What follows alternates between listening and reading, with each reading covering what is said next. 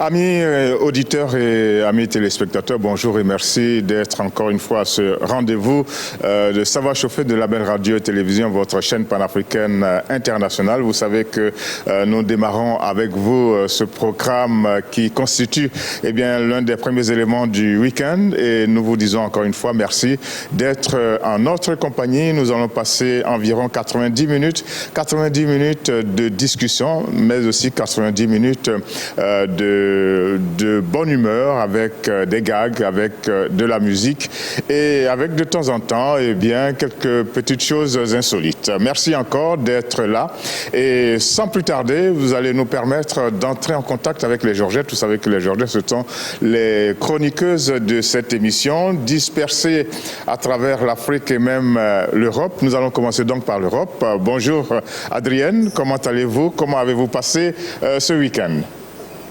Bonjour, bonjour à tout le monde. Je vais bien. Vous avez déjà été vacciné?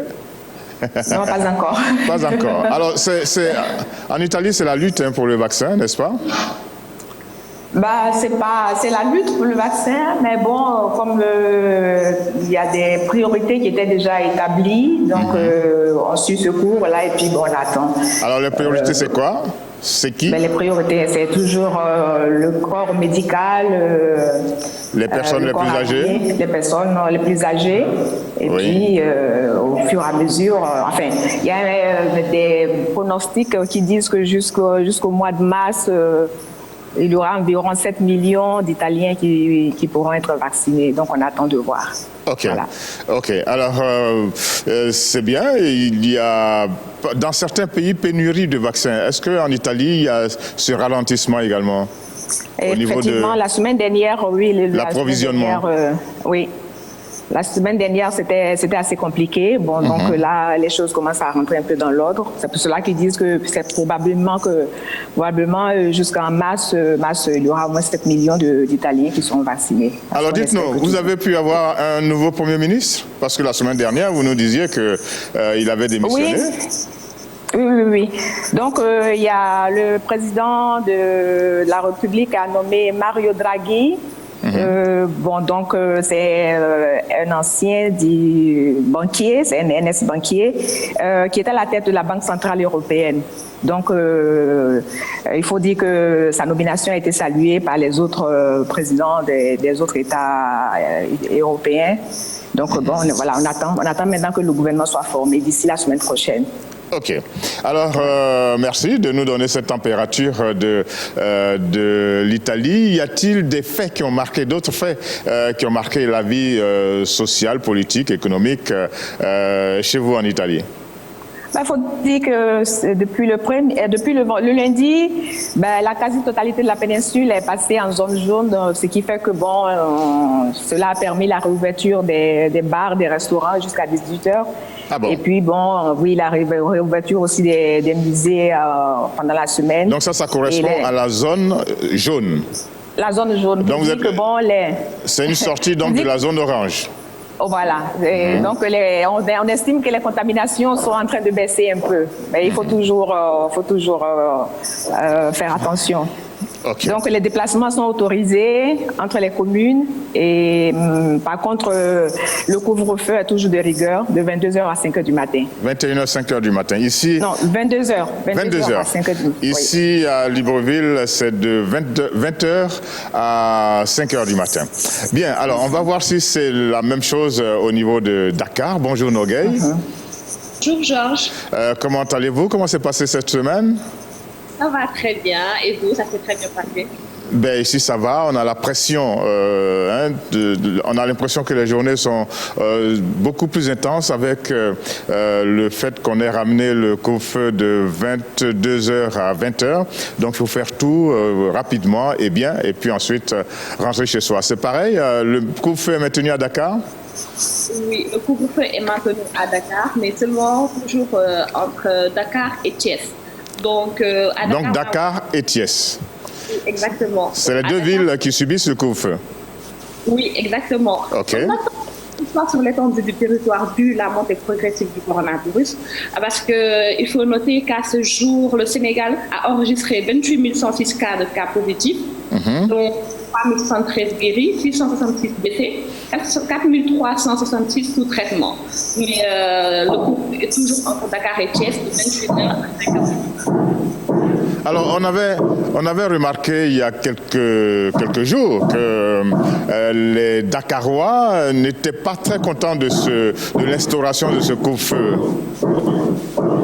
Oui, on est Quoi, vous faites des travaux? Oui, non, c'est pas ici. Hein. Ben, on prend l'atmosphère de tout. Hein. Alors, rapidement, dites-nous, les Dakarois se sont assagis, ils acceptent maintenant le couvre-feu? Oui, ils acceptent maintenant le couvre-feu. Ils n'ont pas vraiment le choix. Il n'y a pas le choix. Ils n'ont vraiment pas le choix parce que la situation est très grave. En ce moment, c'est plutôt le problème des vaccins qui alimente toujours les débats. Il faut noter que durant cette semaine, le ministre de la Santé, Abdoulaye Diouf Sarr, a sorti un communiqué où il disait que le Sénégal était prêt à recevoir ces doses de vaccins. Un dispositif a été vraiment mis en place, donc on est vraiment prêt pour ça. Okay. Après, est-ce que les populations accepteront de se faire vacciner? On verra bien. Alors, on sait qu'en Afrique, il y a un grand débat. Hein. Il y a beaucoup d'Africains qui suspectent les vaccins qui sont proposés. Il y en a qui disent qu'il y a des choses pas très claires dans ces vaccins. Est-ce qu'à Dakar, c'est le même soupçon vis-à-vis du vaccin? Est-ce que les avis sont partagés? Certains sont pour, d'autres contre? Exactement, les avis sont partagés. Certains sont pour, d'autres sont contre. Mais je pense qu'à ce moment précis où nous n'avons vraiment pas le choix. Parce qu'à part le vaccin, il n'y a pas d'autre solution. Après, c'est vrai qu'en Afrique, nous avons pu contenir le virus durant cette première vague avec les praticiens et tout. Mais là, cette deuxième vague est encore beaucoup plus violente. Donc, la seule solution, c'est le vaccin. C'est le vaccin ou rien. OK. Je voudrais savoir si les médias à Dakar, de façon générale au Sénégal, font beaucoup de sensibilisation justement pour que les uns et les autres comprennent la dangerosité de ce virus, avec ces variants, comme on dit. Malheureusement, vous venez de soulever un point très important. Et je pense que c'est cette sensibilisation-là la solution. Mais on n'en parle pas. Il n'y en a pas suffisamment. Non, il n'y en a pas suffisamment, il faut le dire. Il n'y en a pas suffisamment, on n'en parle pas.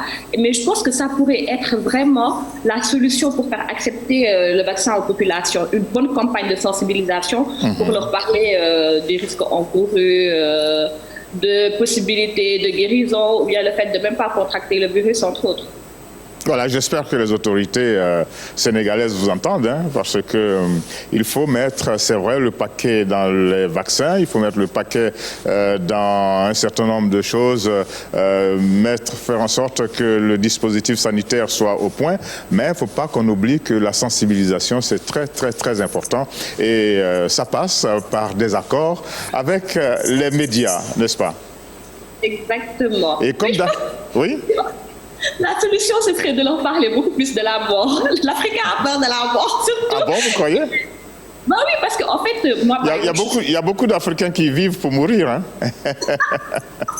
En fait... Hein? La semaine dernière, Saboussina nous disait que le coronavirus, durant cette deuxième vague au Ghana, atteignait beaucoup plus les jeunes. Et ici, on a tendance à croire que c'est une maladie qui n'atteint seulement que les personnes âgées ou bien qui les tue en fait. Donc, franchement, effectuer une campagne de sensibilisation sur ce point-là pour dire que personne n'est épargné, ce serait vraiment bien. OK. Bien noté. Et j'espère que les autorités, les médias au Sénégal l'ont également bien noté. Il faut intensifier les campagnes de sensibilisation pour que les populations, dans leur totalité, adhèrent à tout ce qu'on leur propose, à toutes les restrictions que le coronavirus nous impose. Retour ici sur le plateau central avec Zita, bonjour. Comment ça a été? Ça fait 2 semaines qu'on ne vous a pas vu sur notre plateau. 2 bonnes semaines, hein, n'est-ce pas? Ça va? La semaine s'est bien passée? Bon, avec tout ce qui se passe, mais oui. Dites oui. On veut que tout soit positif. Optimisme. En général, oui. OK. On n'entend pas Zita. Ah oui, question de Adrienne. Hein? Qu'est-ce que vous avez dit, Adrienne? Non, je dis qu'on n'entend pas Zilda. Ah oui, il faut parler fort, avec beaucoup de vigueur. Montrer qu'ici, il y a le soleil. Non, ici, il n'y a pas de soleil. Voilà, là, ça marche, c'est bon. Ok, d'accord. Il y a pas que le soleil, il y a également la pluie. Ce matin, il a plu. Soleil et pluie. Hein. Pluie, voilà. Se combinent pour donner une chaleur lourde. Hein. Voilà, exactement. Ok, alors comment vous avez ressenti le passage du couvre-feu de 22h à 20h? Je crois que comme toute la population gabonaise, hein, les gens n'ont pas apprécié parce que oui. non. Bon, je crois que la majorité de la population, elle n'a pas apprécié le fait qu'on ramène le couvre-feu à 20h parce que quand même quand le couvre-feu était à 22h, les gens avaient quand même la possibilité de pouvoir travailler jusqu'à une certaine heure et puis avoir le temps de rentrer. Mais alors que maintenant, c'est la course. C'est la course et puis il y a aussi les amendes à payer. Exactement, il y a maintenant des amendes. Donc en ce moment, il y a beaucoup plus de rigueur. Il y a beaucoup plus de rigueur qu'avant parce que même pour le non-port du masque, tu as une amende allant de 25 000 jusqu'à 200 000 francs. Wow. Donc c'est compliqué. Il y a des... C'est pas compliqué, il faut porter le masque, c'est tout. Bon, c'est vrai. Encore qu'on est même déjà habitué avec ça. Je crois que c'est au début de l'épidémie que les gens avaient du mal à porter le masque. Mais je crois que depuis, ça fait plus de 8 mois maintenant, les gens sont déjà habitués à porter le masque. Bon, il n'en demeure pas moins qu'il y a à certains moments, tu peux mettre le masque, tu le mets à demi comme ça.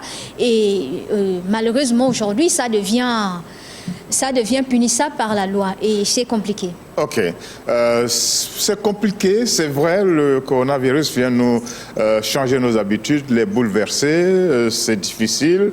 Certains retrouvent des activités coincées et tout cela fait que, nous sommes en pleine mutation, la vie est en plein changement, mais il faut continuer de tenir, continuer de résister et nous sommes au Gabon, nous allons proposer à partir d'ici de la très bonne musique. C'est une chanteuse que vous connaissez bien, Nicole Amogo, vous la connaissez? Oui, elle fait partie des icônes de la musique gabonaise. Elle fait partie de? Elle fait partie des icônes de la musique gabonaise. Des icônes de la musique. Adrienne, vous avez entendu, nous avons décidé de démarrer cette émission avec une icône de la musique gabonaise. Elle s'appelle Nicole Amogo et je crois que c'est son tout dernier. Il est tout chaud et tout frais. Voilà, de quoi passer un bon petit moment. C'était promis, hein, nous l'avons dit, cette émission nous permet d'avoir, c'est vrai, de grands débats, mais également nous permet d'avoir de bons petits moments de bonheur avec de la musique. Et là, c'était le tout dernier de Nicole Amogo, grande chanteuse gabonaise. Nous allons entrer dans les sujets qui fâchent, et ça, il y en a beaucoup. Aujourd'hui, nous sommes le 6 février 2021, et chaque 6 février 2021, on dit, tout le monde, et c'est vraiment donc en chœur, tolérance zéro face au MGF, c'est-à-dire les mutilations génitales féminines. La journée internationale de tolérance zéro à l'égard des mutilations génitales a lieu le 6 février de chaque année. Les mutilations génitales féminines recouvrent l'ensemble des interventions qui consistent à altérer ou à léser les organes génitaux de la femme pour des raisons non médicales. Ces mutilations sont considérées au niveau international comme une violation des droits humains des femmes et des filles, notamment de leur droit à la santé, à la sécurité et à l'intégrité physique, ainsi que de leur droit à la vie lorsque ces pratiques ont des conséquences mortelles. Les filles qui subissent des mutilations génitales font face à des complications à court terme, telles que des douleurs intenses, des saignements excessifs, des infections et des difficultés à uriner, ainsi qu'à des conséquences à long terme pour leur santé sexuelle, reproductive et mentale. Bien que principalement concentrée dans 30 pays d'Afrique et du Moyen-Orient, la pratique des mutilations génitales féminines est un problème universel. Elle persiste également dans certains pays d'Asie et d'Amérique latine, ainsi que parmi les populations immigrées vivant en Europe occidentale, en Amérique du Nord, en Australie et en Nouvelle-Zélande.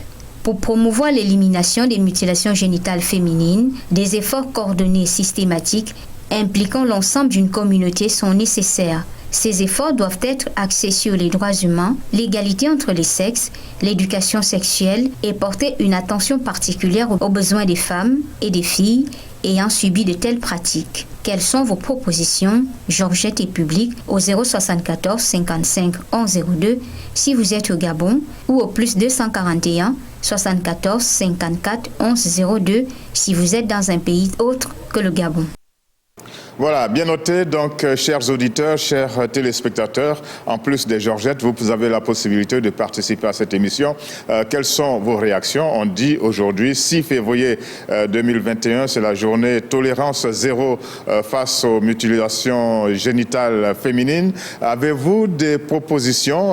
Rapidement, nous allons prendre les avis de nos Georgettes déjà. Et si vous voulez bien y participer, faites-le. Le numéro de téléphone s'affiche. Je vous le rappelle. Plus 241 74 55 11 02. Adrienne, je sais que vous êtes horrifiée quand vous entendez parler de ce genre de situations. Mais c'est des situations qui ont la peau dure, surtout en Afrique. Oui.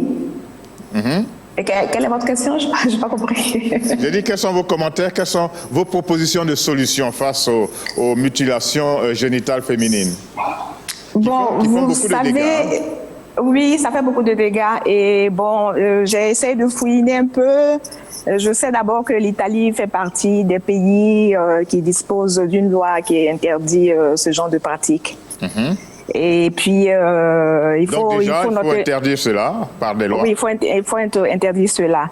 N'empêche que dans les années 1950, c'était quand même pratiqué en Occident ici. Parce qu'ils disaient qu'ils utilisaient ce genre de pratique pour, comment on appelle, pour guérir des maladies telles que l'hystérie, des comportements un peu bizarres et tout ça. Donc, bon, ils les pratiquaient, mais bon, tout cela a été complètement aboli. Et donc, les propositions, ce que j'ai pu recueillir, il faut que ces jeunes filles-là, ces personnes, ces jeunes dames et tout, arrivent à dénoncer les propres parents. Ça, c'est la première proposition. À dénoncer. Des fois, ça se fait sur des enfants bébés, j'allais dire. Donc, oui, et même, oui, parce que même, il se trouve que quand elles sont inscrites à l'école, que les profs, disons, bon, enfin, les assistants sociaux savent que ce sont des étrangères.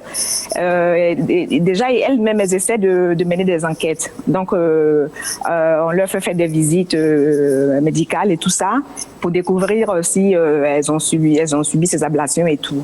Et puis, bon, dans ce cas, après, il faut que, bon, on fasse intervenir les parents.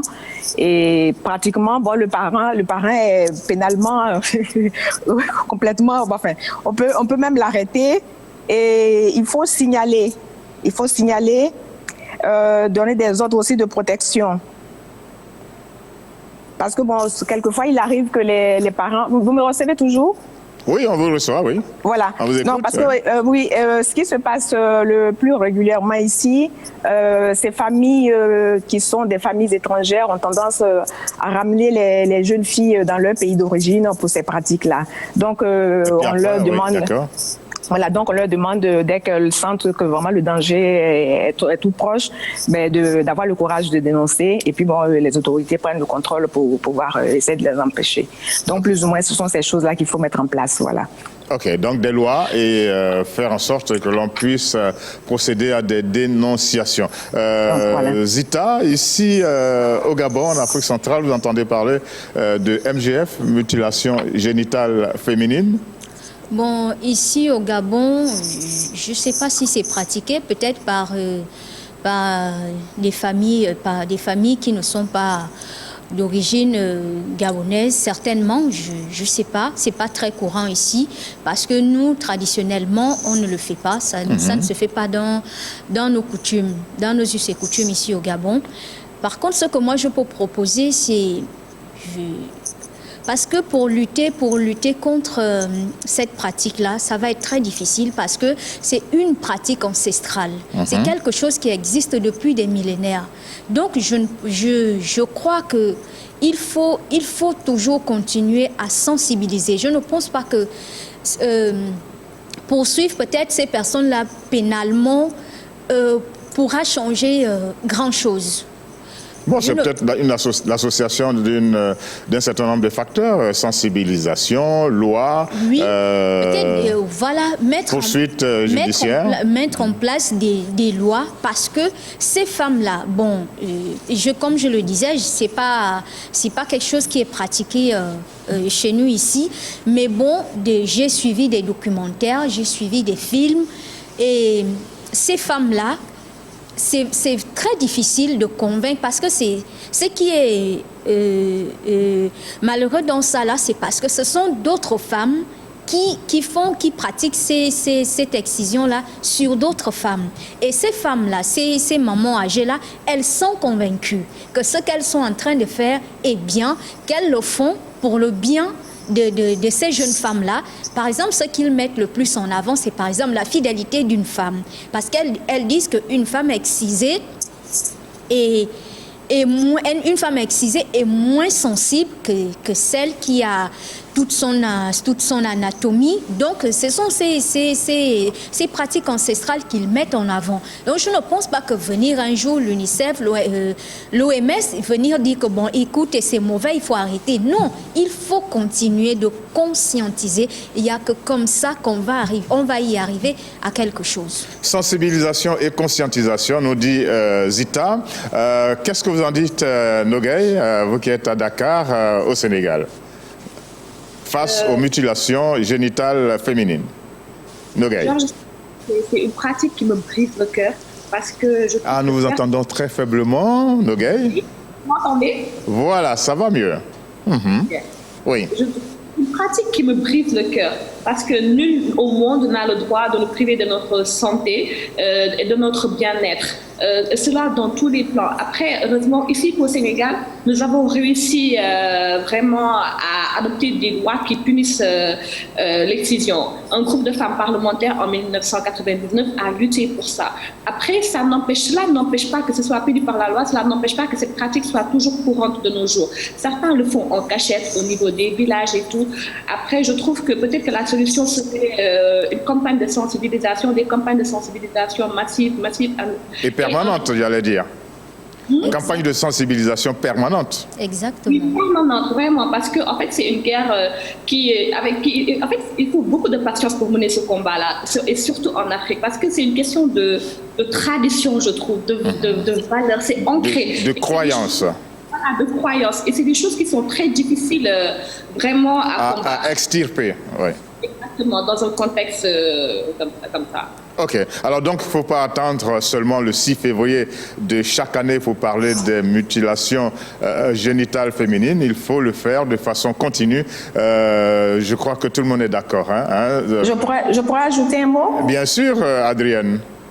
Oui, en fait, la sensibilité... Même deux ou trois. Même deux ou trois mots, ok, d'accord, ça marche. Oui. Non, je parlais de la sensibilisation au niveau de l'Europe ici, parce que je sais que déjà en France et puis en Suisse, il y a la possibilité de restaurer un peu, de pouvoir aider chirurgicalement ces jeunes personnes-là, ces jeunes dames qui ont subi ces ablations. C'est pour cela que la campagne, elle est menée. Il y a même, je crois que c'est un numéro vert ou quoi, mais il y a cette association qui est là où il faut pas avoir peur d'appeler. Comme on l'a dit, on cache l'anonymat de ces personnes-là, et puis bon, on les aide tranquillement. Donc, comme malheureusement, il y a des communautés de la diaspora africaine, vous savez, qui continuent quand même de faire ces pratiques-là. Donc, bon, il faut toujours sensibiliser. C'est pas une histoire d'attendre le 6 février ou quoi. Il y a ce numéro-là qui est ouvert, tous ces numéros-là qui sont ouverts, et même ici en Italie où les gens peuvent appeler, comme je l'ai dit, quand les jeunes femmes sentent qu'elles sont en danger, que les parents veulent déjà organiser toutes ces pratiques-là, il faut avoir le courage de téléphoner et de dire, mais quand ça se passe au moment où ce sont des petites filles, elles n'ont pas le choix, mais si jamais il y en a celles qui ont la possibilité de se retrouver en Europe, ou bien d'être devant des médecins qui sont capables de les aider, il faut en parler, et puis bon, et si on peut passer à la restauration, pourquoi pas. Au moins, elles vont retrouver une vie sexuelle peut-être équilibrée et tout, et puis bon, voilà quoi. C'est tout ce que je voulais ajouter. Et ça, c'est très important, possibilité de restaurer ces jeunes femmes. C'est une information importante que vous nous donnez. Nous revenons à Dakar. Elles ont la possibilité jusqu'à 87% d'être vraiment rétablies.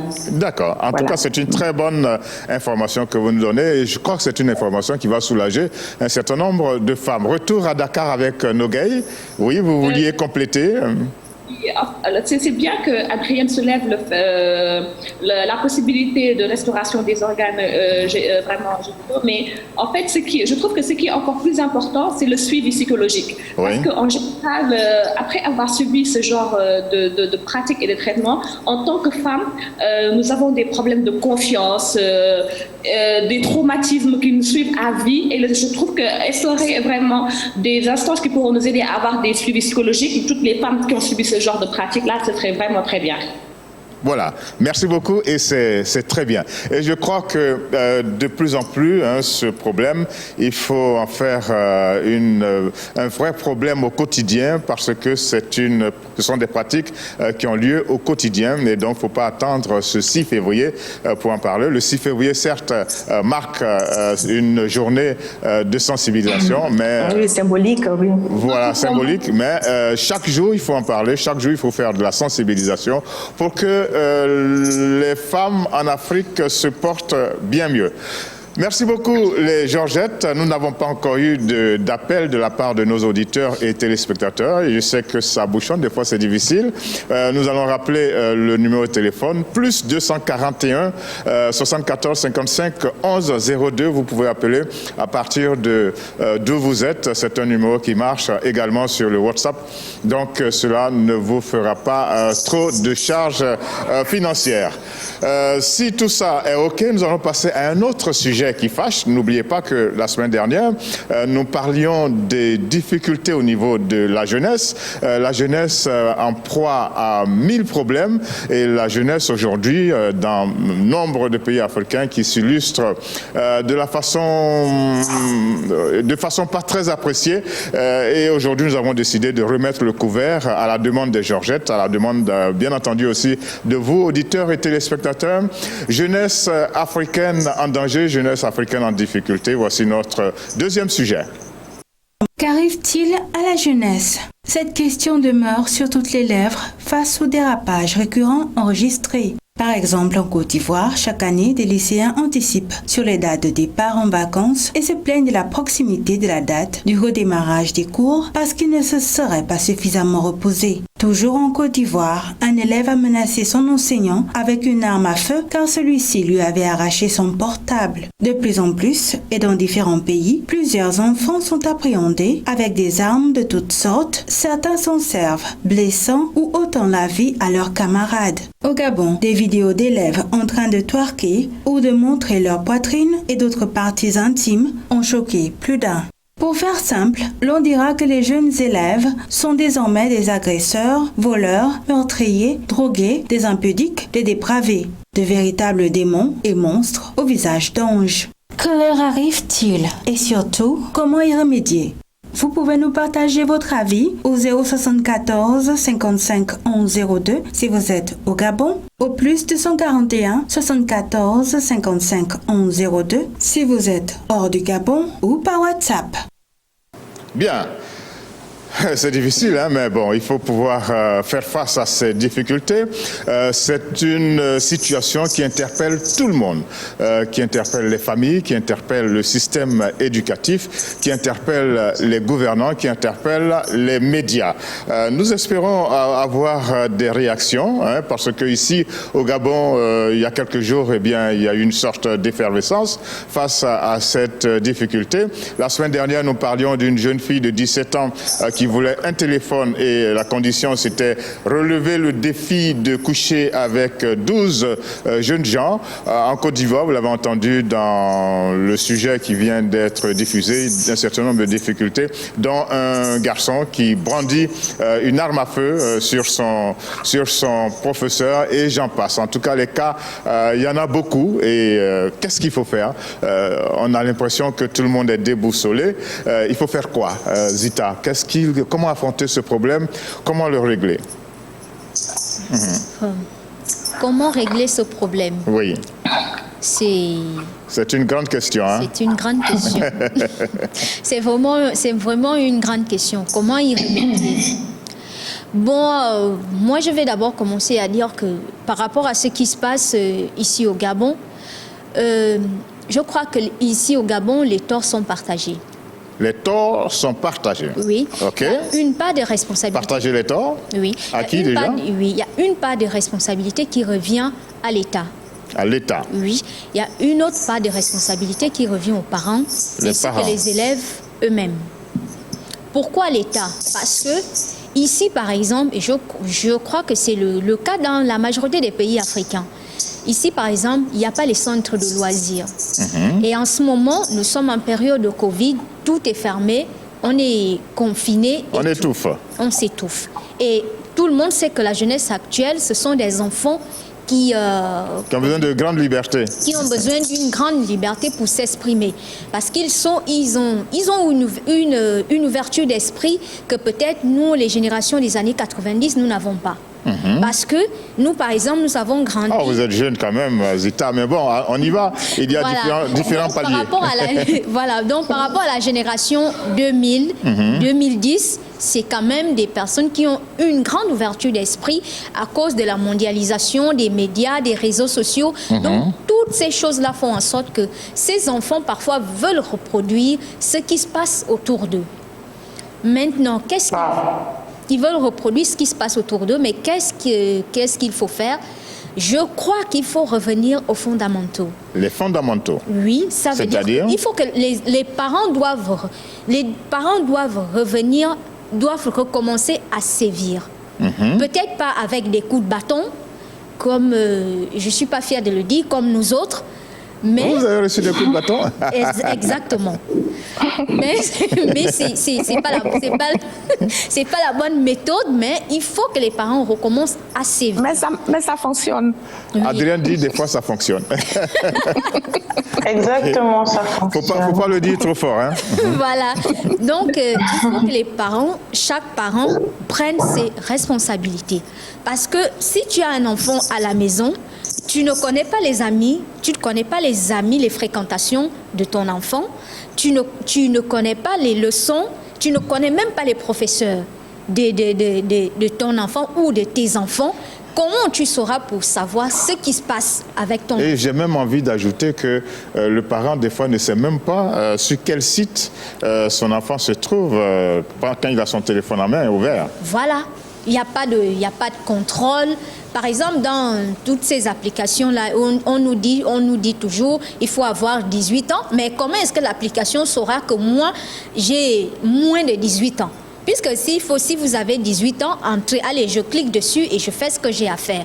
Donc, moi, je pense que l'État doit prendre ses responsabilités, c'est-à-dire recommencer à construire des centres de loisirs pour permettre aux enfants de s'épanouir. Les parents, comme je le disais tantôt, recommencer à sévir, surveiller nos enfants. C'est vrai que ce n'est pas facile parce que c'est compliqué. Je vous stoppe, Zita. Bon, continuez parce qu'on avait un appel. Oui. C'est pas facile et éduquer un être humain, c'est pas donné, mais c'est le rôle de chaque parent. Il faut s'y mettre si tu veux en faire un modèle, un citoyen, quelqu'un de bien dans la société. Ok. Bien noté. Donc, les responsabilités sont partagées et dans ce même sens, il faut que chaque partie puisse jouer son rôle. Et Zita a mis le doigt sur le rôle important de la famille et de l'État. Il faut construire des centres de loisirs. Ça, c'est important. En passant, on le note et on l'écrit en majuscule et en gras. Permettez-nous de retrouver Sabrina avec beaucoup de plaisir. Sabrina, bonjour, parce qu'on était malheureux de ne pas vous avoir depuis le début de cette émission. Nous sommes contents de vous avoir. Ça va bien? Ça va très bien. Bonjour Georges, bonjour les Georgettes. Okay, je suis désolée parce que alors voilà, il y a beaucoup de chantiers autour de moi, donc j'espère que ça va aller. On croise les doigts pour que les choses se passent très bien, hein, et qu'on ait cette liaison permanente avec Accra, où vous vous retrouvez. Accra, c'est la capitale du Ghana. Alors, on a déjà passé en revue la question des mutilations génitales féminines. Nous sommes maintenant en pleine difficulté de la jeunesse en danger, la jeunesse qui est en difficulté. Qu'est-ce qu'il faut faire? On sait que dans pratiquement tous les pays, c'est compliqué. La jeunesse s'illustre pour beaucoup de gens de la plus mauvaise des manières et on a l'impression que les choses vont dans tous les sens. Déjà, j'aimerais rebondir sur ce que Zita a dit. Il n'y a pas de centre de loisirs. J'aimerais dire qu'il y a jamais eu, entre griffes, de centre de loisirs au Gabon. Personnellement, je parlerai du Gabon. Il n'y a jamais eu de centre de loisirs au Gabon. Et donc, il y a quand même, dans cette, on va dire, dans ce monde de centre de loisirs, il y a des gens qui ont su s'adapter et passer à autre chose. Moi, je pense simplement que le ministère de l'Éducation nationale et les établissements doivent s'allier pour avoir un suivi permanent pour les élèves, pour ne pas qu'il y ait ce genre de choses. S'il manque de centre de loisirs, est-ce la raison pour laquelle les élèves prennent une caméra et se mettent à twerker? Je ne pense pas. S'il manque de centre de loisirs, est-ce la raison pour laquelle les élèves prennent des armes et se baladent avec? Ils ont une mentalité, on ne sait pas trop d'où elle vient, on ne sait pas trop d'où ça sort, mais le ministère de l'Éducation nationale doit vraiment prendre ses responsabilités. Bien sûr, les établissements aussi, pour éviter que ce genre de choses ne se produisent, parce que souvent, c'est malheureux, mais ils se bagarrent et il y en a qui poignardent les autres. Donc, les solutions qu'on pourrait proposer, c'est par exemple une fouille. Chaque établissement devrait permettre aux surveillants de fouiller les élèves quand ils rentrent pour les déposséder de ces armes-là. Fouiller tous les sacs, oui. Exactement, fouiller les sacs, exactement, parce qu'ils peuvent les cacher aussi. Et moi, je pense aussi que les parents à la maison doivent s'assurer quand l'enfant sort qu'il n'est pas muni d'une arme pour aller faire du mal dehors. Et qu'en dehors de ça, que les médias, comme a commencé à faire certains artistes gabonais, ils ont commencé à le faire, sensibiliser, que les médias, que les personnes influentes puissent sensibiliser la population afin d'éviter toute forme de scandale dans ce genre, parce que c'est vraiment malheureux de voir que la jeunesse, et au lieu d'être axée sur les études, sont plus axés sur des choses qui sont immorales, simplement, parce qu'ils sont influencés par les réseaux sociaux et influencés par toutes ces choses. Et même le téléphone, Georges, même le téléphone doit être donné à partir d'un certain âge. Tout le monde ne peut plus avoir un téléphone portable. Et même lorsque vous donnez le téléphone portable à vos enfants, il y a des options qui permettent aux parents de suivre à la lettre ce que l'enfant regarde sur son smartphone. Il y a bel et bien ces applications-là dans nos smartphones. Donc, que les parents aussi apprennent à activer ces applications-là pour suivre à la lettre ce que les enfants font. On n'a pas le choix parce que sinon, tout le monde ira à la dérive. Il faut vraiment que tout le monde soit strict, les parents, l'école et le ministère. Ok, je crois que c'est bien noté. Nous allons continuer notre périple. Nous étions tout à l'heure ici à Libreville avec Zita. Nous avons continué avec vous, Sabrina, à Accra, au Ghana. Nous allons continuer maintenant pour retrouver à Dakar Nogueï. Tout ce qui a été dit là a été bien dit, mais des fois, il y a ce que vous appelez les défis, les challenges que se lancent les jeunes. Des fois, les enfants ressemblent à des anges, gentils, correct et tout, et puis quand ils se retrouvent dehors ou bien en dehors des classes, eh bien c'est la catastrophe. Comment faire? Est-ce que les adolescents sont faciles à gérer, faciles à maîtriser, Nogueï? Georges, les adolescents ne sont pas faciles à maîtriser. L'adolescence, c'est une période assez difficile, une période de révolte où on croit que tout le monde est assez pour protester n'importe quoi. Mais après, je pense que tout dépend de l'éducation qu'on reçoit, en fait. Et je pense que cette jeunesse manque de repères. Et tout ça, c'est les conséquences de la mondialisation et du fait qu'à travers les réseaux sociaux, à travers les smartphones, on vit avec l'Occident. Et c'est ce manque de repères-là et de modèles surtout Parce qu'en fait, en regardant par exemple des vidéos sur Internet ou bien sur les réseaux sociaux, des stars qui font du twerk tout nu, je pense qu'ils se disent que c'est pas bien grave de faire tout ça. Ils espèrent reproduire toutes ces choses-là pour être soi-disant populaires. Et l'autre jour aussi, Pulchéry a soulevé un problème très important. Elle a parlé de taunting sexuel au niveau des écoles. Et aujourd'hui, quand on entend tout ça, c'est vraiment aberrant. Ici au Sénégal, c'est par exemple les sextapes des enfants. Donc, des enfants qui font des sextapes avec leur téléphone. Après, la solution, c'est, comme le dit Sabrina, je pense que c'est l'éducation avec les parents et surtout aussi l'école. Parce que c'est les deux moteurs qui accompagnent l'enfant durant toute son enfance et son adolescence.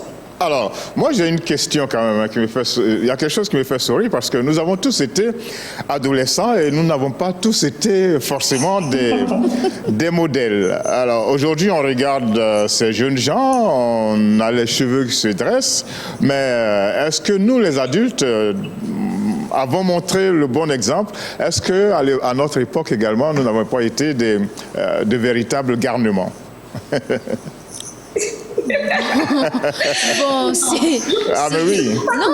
Je pense à votre époque que vous aviez vraiment les trucs de faire certaines choses en fait.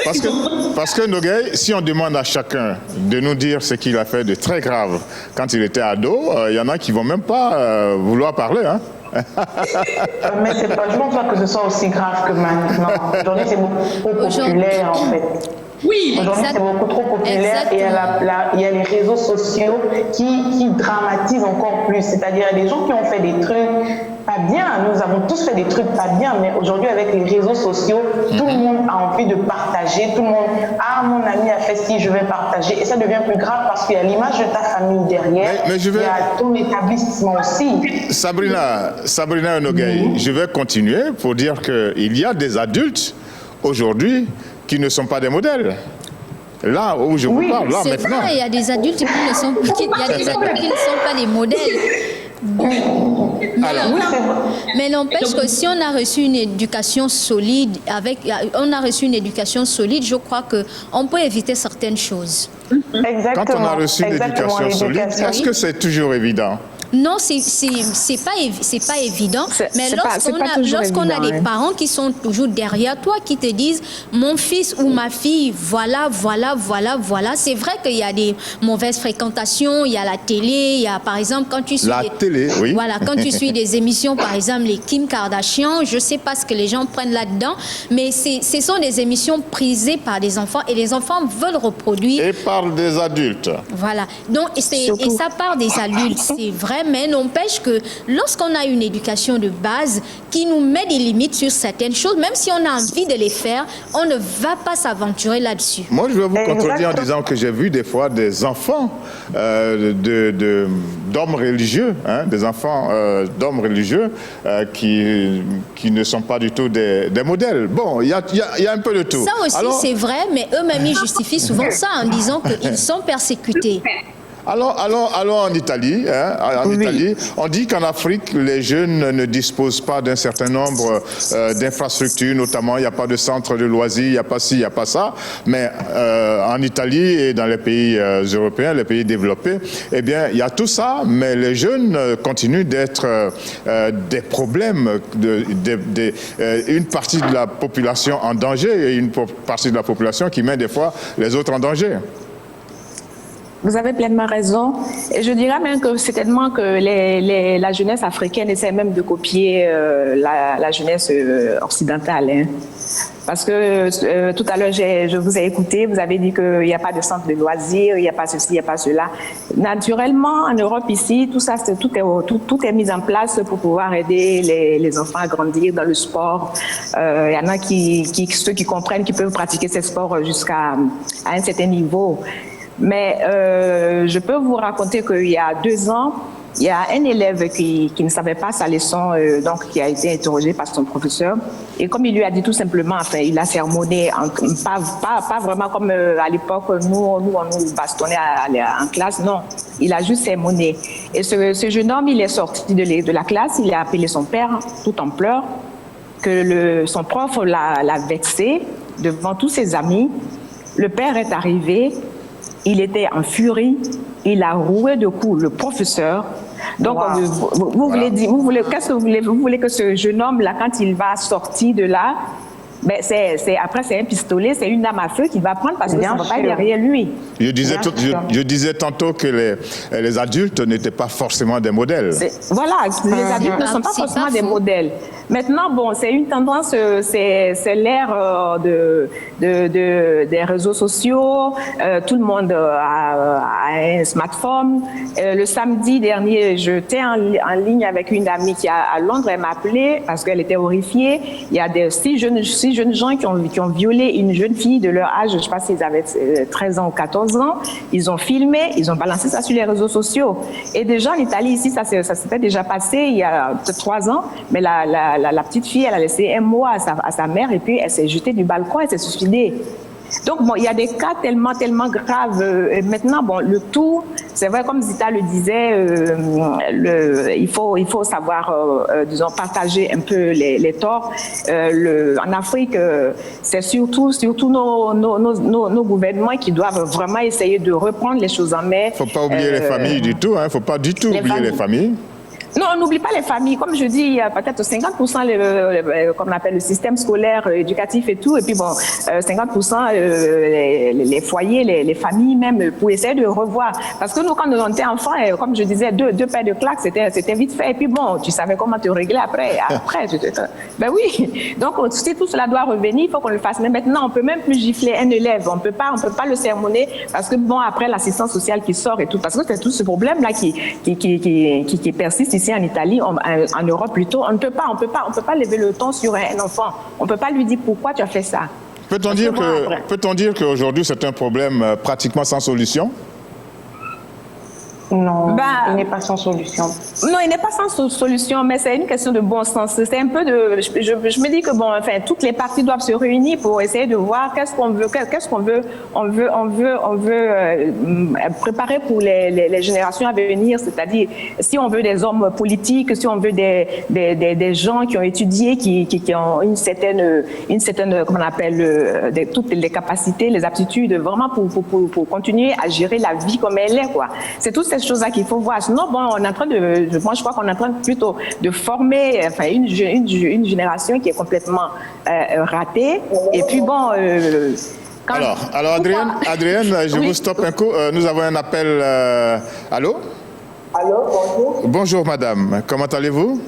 Je vais bien. Alors, vous allez nous donner votre prénom, nous dire d'où vous appelez, et puis nous allons nous mettre à votre disposition pour écouter votre commentaire. D'accord, je me présente.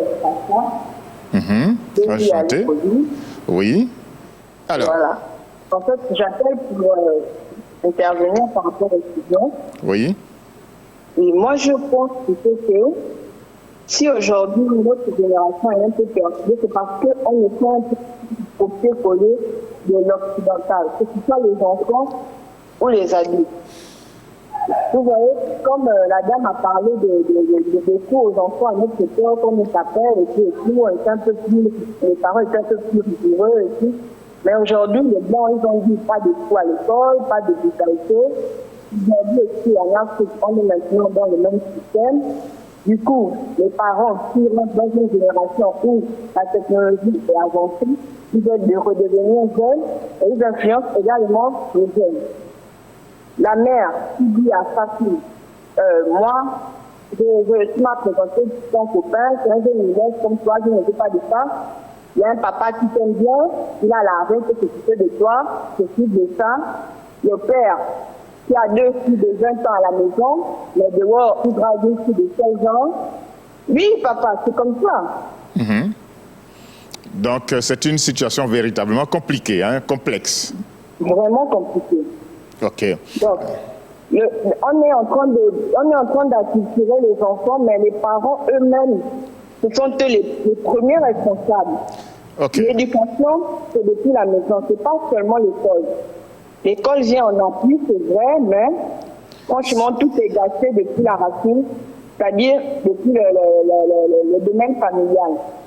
Ok, c'est bien noté. Merci beaucoup, madame, d'être intervenue. C'est bien. La responsabilité des familles, des parents est bien engagée et il faut que cette responsabilité eh bien, soit... Merci beaucoup. Nous vous souhaitons un très bon week-end. Restez en notre compagnie. Merci bien. Alors, la responsabilité des parents est engagée. Il faut que les parents jouent leur rôle, mais ça ne suffira pas. Parents, système éducatif, et puis que sais-je encore. En tout cas, il va falloir peut-être organiser des colloques parce que la situation que vivent les jeunes en Afrique est un concentré de tout ce que les pays africains ont comme difficulté. Sans oublier que, comme vous l'avez dit, hein, Adrienne, Nogueil, Sabrina et Zita, et même la dame qu'on vient d'avoir, il y a les influences extérieures. Alors, ça fait un bon paquet difficile à gérer. Ça ressemble à une bombe, mais une bombe qu'il faut manipuler avec beaucoup de tact. Et il faut trouver des solutions à cette situation et faire en sorte que les dégâts soient moindres. Sinon, eh bien, nous courons à la catastrophe. On va édulcorer tout ça avec de la bonne musique. Nous allons aller au Cameroun et c'est l'occasion pour nous de faire un grand coucou à Carole, notre autre Georgette qui se trouve dans ce pays mais qui n'est pas disponible depuis quelque temps. Bonjour Carole, en tout cas portez-vous très bien et ce morceau, je crois, va vous faire plaisir. L'artiste que nous avons choisi s'appelle Happy. Il dit Tchape Tchape. Allez-y, écoutez, regardez. Et puis, bon, on va altérer, on va réduire quelque peu les effets négatifs du comportement des jeunes, malheureusement exacerbés par celui des adultes. Voilà, c'était Happy Tchape Tchape. En tout cas, si vous voulez aller au bout de cette variété musicale, vous pouvez le faire en vous connectant sur, bien entendu, le net. Et ne vous en faites pas, sur la belle radio et télévision, il y a souvent de la très bonne variété musicale. Nous sommes branchés, comme on dit, sur ce qu'il y a de tout chaud et de tout frais, de très apprécié sur le continent. Vous avez les salutations de notre équipe de réalisation composée de Bill Mangué, de Youssouf Sébastien Silla et de Pape Diouf Amadou. En tout cas, ce trio est à votre disposition pour faire en sorte que tout se passe très bien, sans oublier que de l'autre côté, il y a les Georgettes à Accra, Sabrina, au Sénégal avec Nogueil, en Italie avec Adrienne et sur notre plateau, Zita. Nous avons profité de ces instants pour saluer Carole Guissot, mais nous saluons également Pulchéry qui est aujourd'hui indisponible. Nous continuons notre périple pour vous proposer maintenant eh bien, des repères, quelques repères en matière d'art et de culture. C'est en compagnie de Zita, c'est notre zigzag culturel. Mais attention, à la suite de ça, vous avez des gags. Nous devons ensemble éclater de rire. Cette semaine, découvrez le film Notre-Dame du Nil qui raconte l'histoire d'un groupe d'écolières rwandaises dans un pensionnat catholique belge en 1973. Ce long métrage sorti en 2019 est actuellement en diffusion sur des chaînes françaises. Toronto Black Film Festival est un événement culturel qui fait la promotion de la culture africaine et afro-descendante. Avec son programme Être noir au Canada, de la Fondation Fabienne Colas a lancé un appel à candidature pour son édition 2021 qui va se dérouler du 10 au 21 février prochain à Toronto, au Canada. 143 rue du Désert est un long métrage du réalisateur algérien Hassan Feyani. Ce documentaire de 103 minutes dresse le portrait de Malika, une femme bienveillante qui accueille des routiers, des êtres en errance en plein désert algérien. Ce film sortira le 10 février prochain en France. Le Camerounais écrivain et professeur Pascal Charles-Mal Messaga Niading annonce pour bientôt la sortie de son nouveau livre intitulé « Le plus beau pays d'Afrique et du monde ». Dans un direct sur Facebook, il a informé les internautes sur la sortie de son ouvrage qui sera disponible en juillet 2021 au Cameroun. C'est tout pour ce zigzag culturel. À la semaine prochaine.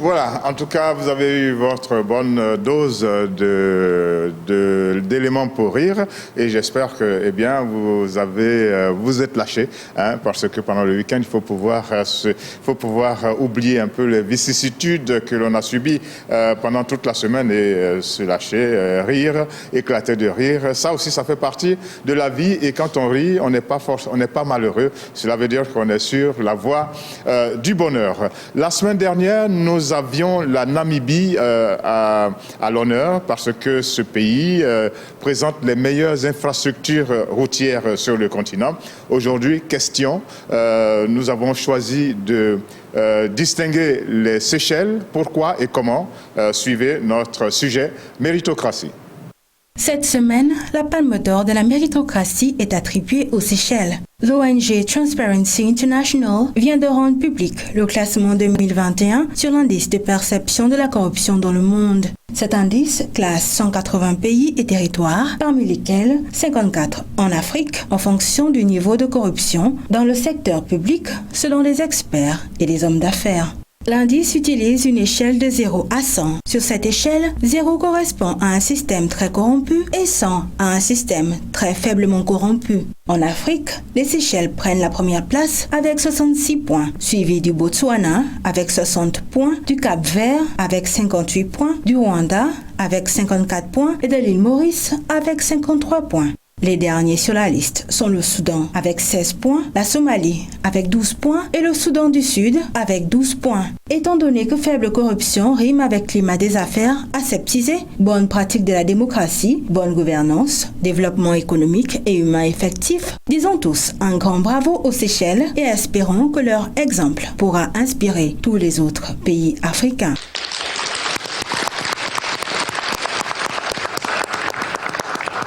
En tout cas,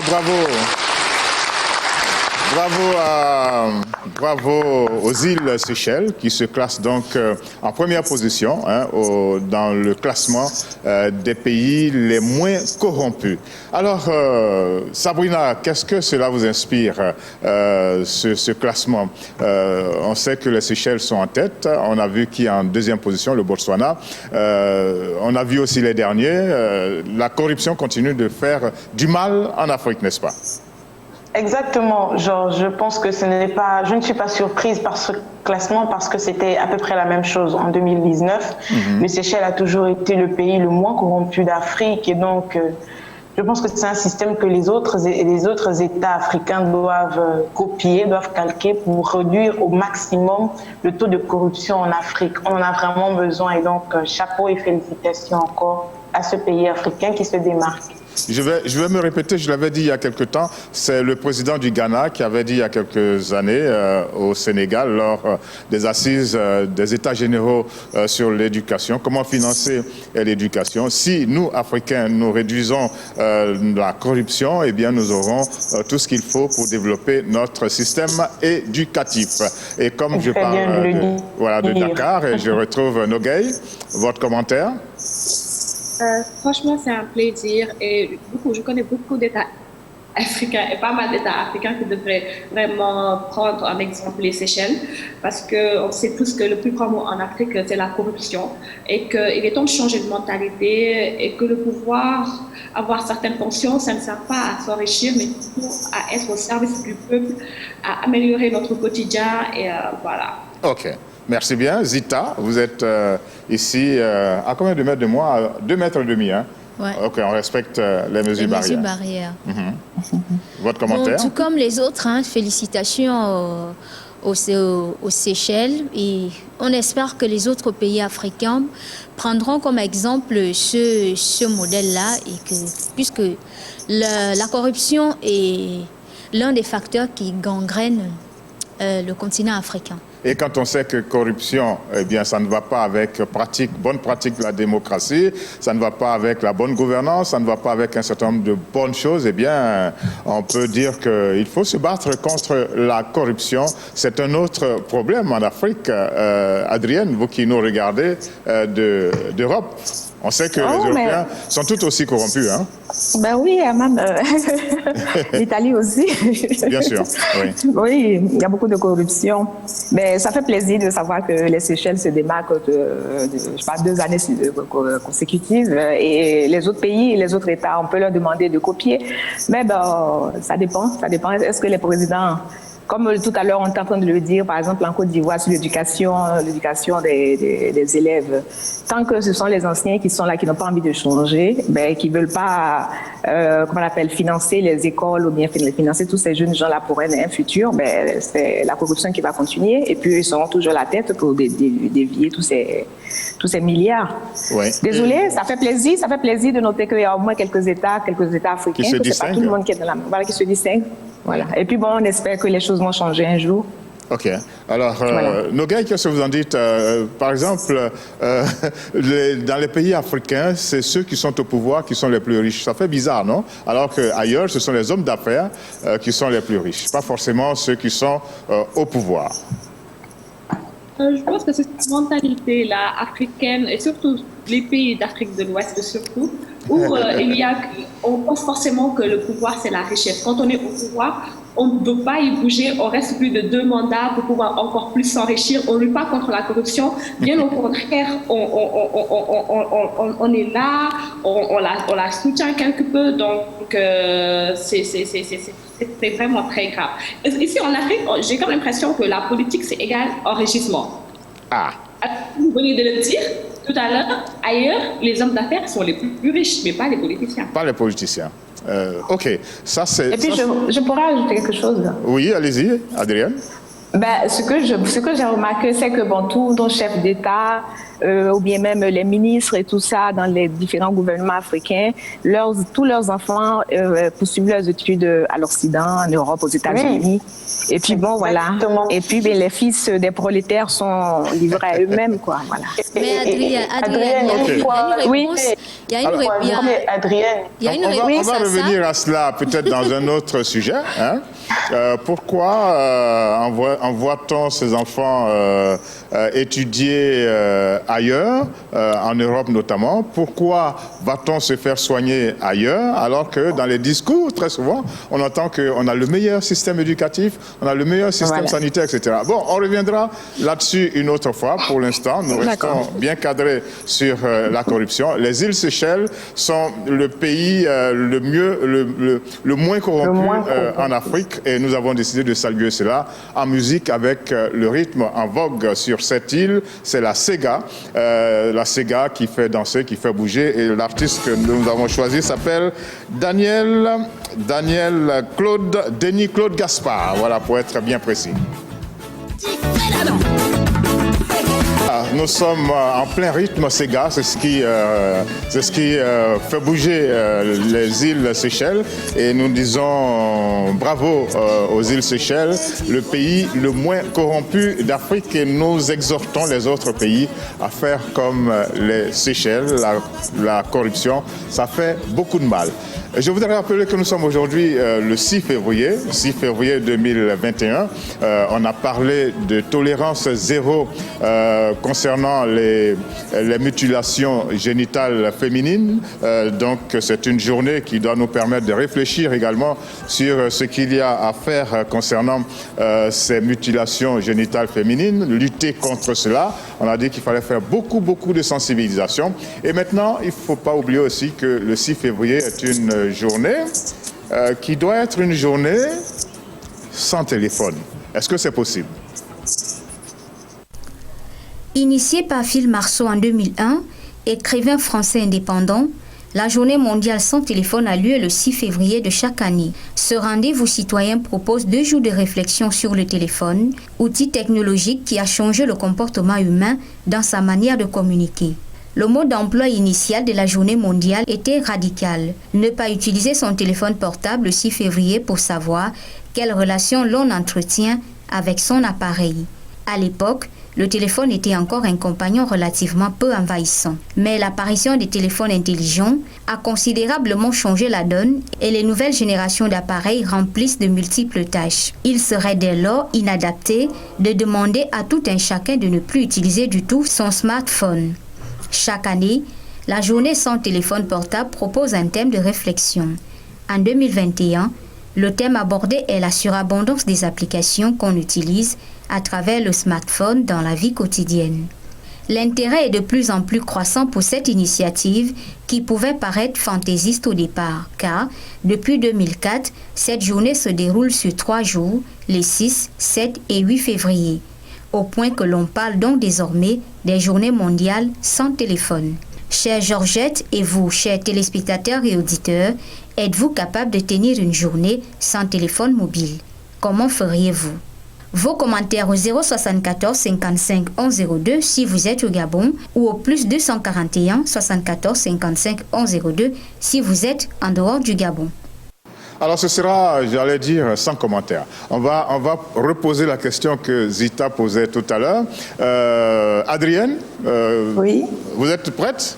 Vous allez répondre par oui ou par non, hein, parce qu'on sait qu'il n'y a pas besoin de faire des commentaires. Pourriez-vous faire une journée sans téléphone?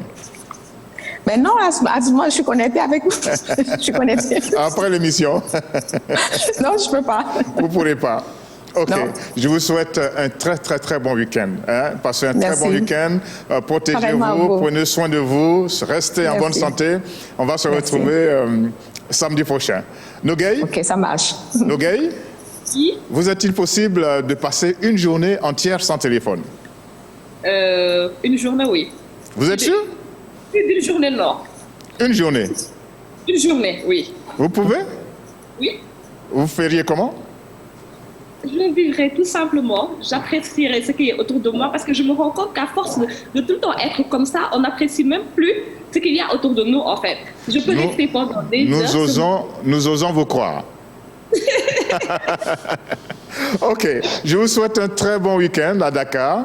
Hein, continuez vous aussi de vous protéger. Nous avons besoin qu'on se retrouve samedi prochain. Et j'espère que samedi prochain, nous aurons Pulchéry et nous aurons Carole. Bon week-end à vous, bon week-end à tous les Dakarois, à tous les Sénégalais. Sabrina, nous sommes à Accra avec vous. Question, pourriez-vous passer une journée entière sans téléphone? Oui, genre, je pourrais passer une journée entière sans téléphone. Vous êtes sûr? J'ose aussi vous croire. Comment feriez-vous? La lecture et puis étudier mes leçons pour chercher à être parmi les meilleurs de la classe. Simplement. On peut croire à ça, Adrienne? Oui, bien sûr. On peut la croire? Oui, bien sûr. OK, merci beaucoup Sabrina. Nous vous souhaitons une bonne lecture. On va lui accorder le bénéfice du doute. Encore qu'on peut lire, on peut lire des livres sur le téléphone. Hein, mais en tout cas, bonne lecture.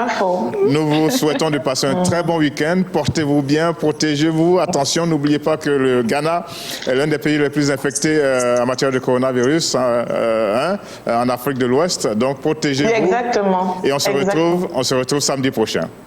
N'est-ce pas? Merci beaucoup. OK. Zita, oui, exactement. Zita, pourriez-vous vivre une journée sans téléphone? Oui, je le fais tous les jeudis, puisque je ne travaille pas les jeudis. Les jeudis, je n'utilise pas le téléphone. C'est vrai ça? C'est vrai. Elle le fait tous les jeudis. OK.